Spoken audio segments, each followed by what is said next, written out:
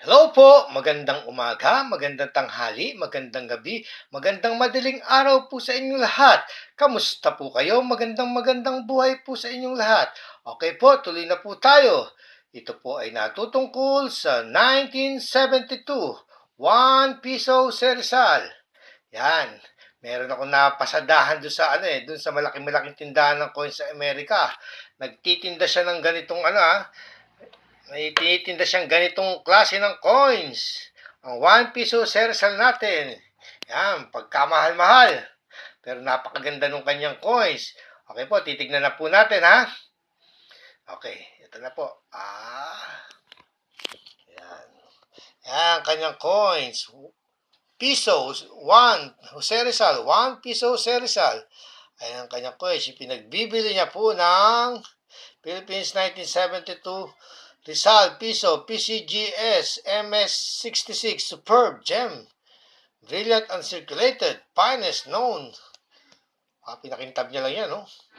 $999.99.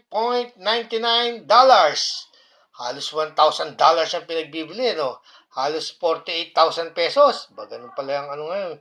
Ganun pala ang pag-aano niya ngayon, ha? Ang pagbebenta niya ngayon ng kanyang 1 piso. Sana meron din tayo nito. Baka meron tayo. Lilinisin lang, oh. Kasi di-display sa eBay.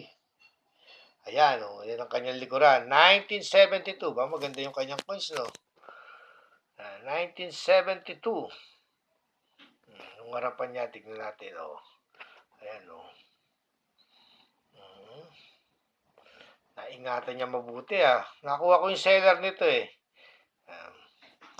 Bibili niya ng no? $999.99. 48,000 pesos. Baka meron kayo, ha? Yan. Pagdating ng araw, tataas pa ang presyo. PCGS, no? Pinag-grade niya, no? Ang seller nito, kuhain natin yung seller kung sino, ha?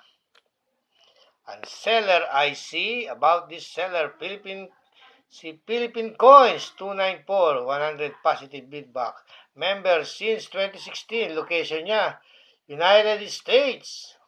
Sa Amerika pala siya, no? Pero ano niya, Philippine Coins, baka Pilipino eh, nasa United States lang siya, no? Nag-aano siya, no?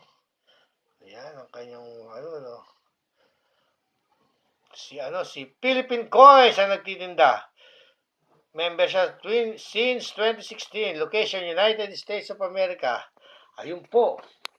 Napakamahal niya yung pinagbibili ang kanyang 1 piso dito sa atin, sa Pilipinas. Napakarami pa po nito. Mga hindi pa hindi pa nadidiskubre. Marami siya. 121 million yan. Ang minted niyan, no?